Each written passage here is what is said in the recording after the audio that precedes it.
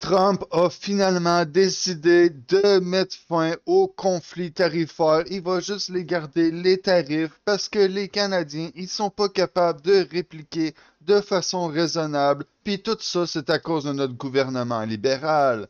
Fait qu'aujourd'hui, on va regarder ce que TVA Nouvelles a à dire là-dessus, puis on va réagir à leur désinformation médiatique. Fait que là, la vidéo, il dure 3,28 minutes, puis il y a juste la moitié qui parle des tarifs, parce qu'ils ont rien à dire là-dessus. Pourtant, il y a du contenu partout sur Internet. Ils pourraient faire un reportage de 45 minutes s'ils voudraient là-dessus, mais ils décident juste de faire 3 minutes, parce qu'ils veulent presque éviter le sujet. Puis tu vas voir, ils sautent sur un autre sujet très important après, puis ils font de la désinformation. On va en parler, puis on va défaire leurs mensonges encore une fois. Alors, comment interpréter cette rupture soudaine des négociations commerciales par le président? Est-ce que c'est encore une tactique pour mettre de la pression, Richard?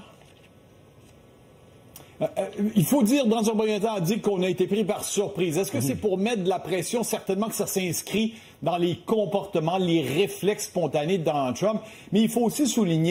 Attends un peu, là. Il parle de réflexe spontané comme si ça serait pas une décision qu'il aurait prise depuis longtemps, puis que ça serait pas étudié correctement de son côté. Donald Trump, il a très bien étudié le sujet. Il n'y a rien de spontané là-dedans. C'est peut-être spontané pour les Canadiens, que eux autres, ils pensaient encore avoir le pied dans la porte. Mais la réalité, c'est que Marc Carney, il est juste pas capable de faire grand-chose contre les tarifs. Parce que les échanges entre le Canada et les États-Unis, la population des États-Unis est beaucoup plus grande. Et a dit que ce sont des négociations qui ont été discrètes, pour ne pas dire secrètes jusqu'à maintenant. Très peu en est sorti. De toute évidence, le président Trump, moi je le constate à la Maison-Blanche à tous les jours, a dit, reste attaché au concept de tarifs douaniers, que ce soit pour remplir les coffres de l'État, pour obtenir des concessions de ses partenaires commerciaux, ou bien pour ramener des industries manufacturières aux États-Unis. Et ce que je comprends, là, c'est que les négociateurs canadiens ont exprimé vraiment très peu d'intérêt à céder, ou en tout cas à céder autant que le souhaite le président Trump. La raison pourquoi on n'en entend pas beaucoup parler, c'est parce que Carney, il est pas capable de rien faire là-dessus. Puis mettre fin aux échanges, genre aux négociations avec les tarifs, c'est la seule chose logique à faire. Imagine, t'es là, tu joues une partie de soccer contre quelqu'un, puis t'es rendu à 40-0, puis l'ennemi réussit jamais à scorer un but. Est-ce que tu vas continuer à jouer? Non, ça sert plus à rien. T'as montré que t'es le meilleur, puis that's it. Les États-Unis, ils ont aucune raison de plier aux demandes que notre gouvernement libéral fait, parce que notre gouvernement libéral, il fait juste rien, puis il manque de transparence. Le manque de transparence ne vient pas de Trump, qui répond constamment à toutes les questions que les reporters lui demandent. Le manque de transparence, il vient de notre côté, ici au Canada, par notre gouvernement, puis les médias. Dans le bureau ovale, là, ces images qu'on voit en ce moment, j'étais présent, j'étais tout juste devant le président et il était, c'était clair, excédé par probablement l'entêtement des Canadiens. Il exprimait même une sorte de dédain devant cette obstination que nos négociateurs ont et les négociateurs qui répondent. La seule chose que tu peux avoir, c'est du dédain face à des gens qui font de la désinformation sans arrêt, qui transforment Trump comme un méchant sans arrêt, tandis que c'est nous les Canadiens qui leur mettaient des tarifs à la base, puis on veut même pas enlever les tarifs qu'on leur mettait à la base, on veut même pas écouter les ententes qu'il veut nous donner. Fait qu'on est juste pogné avec les tarifs à cause qu'on a des mauvais leaders. Puis oui, le dédain, ben j'espère qu'il y en a parce qu'on mérite pas le respect. Le Canada, les Canadiens méritent le respect en tant que population, mais le leadership canadien ne mérite pas le respect parce que c'est une gang de pantins. Et de menteurs aussi. Rappelez-vous que Carney a spécialement été élu parce qu'il disait qu'il allait régler les tarifs, puis que tout le monde disait c'est grâce à lui, c'est lui qui va réussir à régler le problème des tarifs. Christina Freeland, tout le monde était là à nous dire ça. Regarde, c'est faux. Bien sûr, aux commentaires, aux décisions du premier ministre Mark Carney. Est-ce qu'il faut le prendre au mot lorsqu'il annonce que tout est terminé dans ces négociations? A dit, il ne faut pas perdre de vue là, que cet homme de 79 ans ne changera pas. Toute sa vie a été transactionnelle. Alors, il va continuer à faire dans le chantage, dans l'intimidation, pour certainement essayer d'arracher quelque chose des Canadiens. Ce n'est pas fini. Écoute, j'ai regardé beaucoup d'entrevues à Trump, puis j'étudie le sujet, j'étudie un peu notre gouvernement aussi, puis Trump, il fait pas vraiment de chantage puis d'intimidation. Il met des lois puis des règlements qui font du sens, qui vont bénéficier les États-Unis. Ce qui compte pour lui, c'est que les États-Unis se relèvent, puis c'est tout. Écoute, si on aurait un gouvernement canadien prêt à ce point-là à se relever, peut-être qu'on avancerait en avant. Mais regarde, il y a encore du monde là, comme sur cette photo-là. Christina Freeland, encore là, à côté. On se demande qu'est-ce qu'elle fait. Elle amène jamais des bons points dans la Maison des communes. Ces gens-là, ils se rendent là à cause de leur ancienneté ou je sais pas quoi. Puis après ça, ils les gardent. Puis c'est rendu que leur siège, je comprends même pas pourquoi qu'ils l'ont. À mon avis, mais il était de toute évidence excédé aujourd'hui pour en arriver à mettre ce message sur son média social qui a surpris franchement tout le monde. Bon, Richard, dans un autre dossier, on a appris que la Cour suprême allait limiter la capacité des juges à bloquer les décisions de son administration. Tout le monde...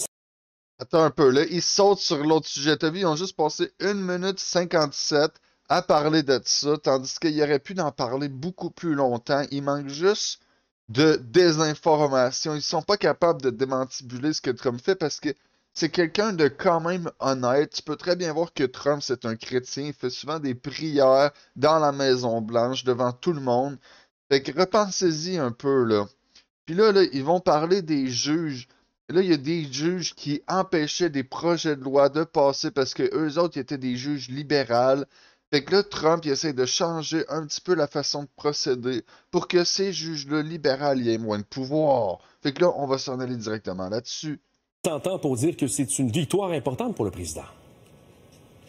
Tout à fait. C'est une immense faveur que la Cour suprême a faite au président Trump. Les juges à différents niveaux étaient devenus, a dit, les ultimes garde-fous face aux politiques les plus controversées, potentiellement anticonstitutionnelles du président. Dans ce cas-ci, là, le président voulait aller de l'avant avec un décret exécutif refusant la citoyenneté américaine automatique aux enfants nés aux États-Unis de mères en situation irrégulière.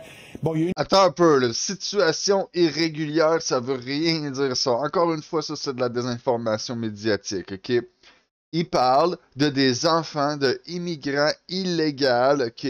Ou des personnes qui s'en viennent juste en voyage ici exprès pour faire un enfant aux États-Unis, puis que l'enfant, il est rendu citoyen américain, puis ils s'en retournent dans leur pays avec leur enfant, puis l'enfant, il est rendu citoyen américain parce qu'il est né aux États-Unis. Écoute, ça marche pas, ça.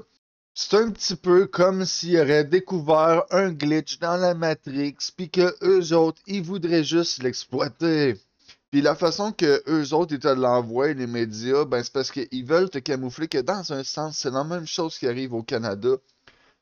C'est pas juste que quelqu'un, n'importe qui, peut juste venir dans ton pays, faire un enfant, puis là, bang, l'enfant il est rendu citoyen, même si les parents, c'est des immigrants illégaux. Ça marche pas pantoute. Si tu y penses plus longtemps, là, ces choses-là, c'est le genre de choses qui créent des problèmes. C'est qui va prendre soin de cet enfant-là, mais que tu aies déporté les parents? Ça va coûter beaucoup plus d'argent aux contribuables pour après ça élever un enfant qui a pas de parents ou que ses parents s'en occupent pas comme il faut. Puis cet enfant-là va avoir beaucoup plus de problèmes de comportement, puis il va coûter beaucoup plus au système que n'importe qui. Rappelez-vous, en plus, qu'il y a comme un manque de main-d'œuvre dans les écoles, puis que les professeurs, ils se plaignent tout le temps qu'ils sont pas assez bien payés, puis qu'ils en ont trop sur les bras. Fait que ça leur crée des problèmes à eux autres aussi.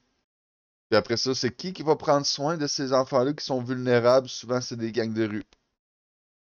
Une injonction qui a été faite, qui a été imposée, qui a fait en sorte que sa décision soit suspendue à la grandeur des États-Unis. La Cour suprême dit, bon, ben, cette façon des tribunaux inférieurs d'étendre leurs décisions, ça ne tient pas. En d'autres mots, on vient d'éliminer, a dit, une barrière devant les efforts pour étendre la portée du pouvoir exécutif de la présidence, donc, et connaissant cette administration-ci et cette volonté, justement, de miner la crédibilité du pouvoir judiciaire, on risque bien de vouloir en profiter encore davantage pour prendre de ces décisions qui vont... Faut que tu te rappelles non seulement qu'il y a des juges corrompus, mais il y a des juges biaisés aussi, comme sur les droits des transsexuels. Il y a plein de juges qui appuient des projets de loi bizarres, ok? Il y avait des fonds donnés sur les recherches transsexuelles, même jusque dans d'autres pays. Ces juges-là, ils ont juste accepté puis faire n'importe quoi. Le fait que ces affaires-là, ça va se prendre en cour suprême à la place de en cour mineure, je trouve que c'est très bon. On le sait très bien que les juges, c'est juste des êtres humains comme les autres, puis ils font beaucoup d'erreurs. Ça te prend quelqu'un qui est qualifié pour être capable de juger ces sujets-là. vont continuer de choquer et que des juges ne pourront pas stopper avant qu'on en arrive à la Cour suprême pour qu'elle tranche sur la constitutionnalité de tout ça. Très bien, Richard Latendresse, vous nous parlez ce soir en direct de Washington. Merci beaucoup. Fait que là, t'as vu, ces juges-là, ils stoppaient avant que ça se rende à la Cour suprême. Pourquoi qu'ils stoppaient? Parce qu'ils savaient que ça gagnerait pas. Puis quand ils parlent de la constitutionnalité, là, dans le fond, ces droits-là qui ont été donnés aux enfants qui naissaient aux États-Unis pour devenir des citoyens américains à la base, c'était dans les temps où ce que les États-Unis ils commençaient, puis il y avait un système différent, ok? Puis là, le système il a évolué, puis c'est rendu que le monde il abuse de ça pour gagner des citoyennetés qu'ils ne méritent pas. Fait que là, Trump il fait un ménage, puis encore une fois, TVA Nouvelles, puis les médias d'aujourd'hui vont te désinformer, puis essayer de te faire haïr Trump. Mais la réalité, c'est qu'il vous a rien fait. Et encore une fois, pendant que là-bas, aux États-Unis, ils règlent tous leurs problèmes, nous autres, ici, au Canada, on les garde. Sur ce, je vous souhaite une bonne journée. Au revoir.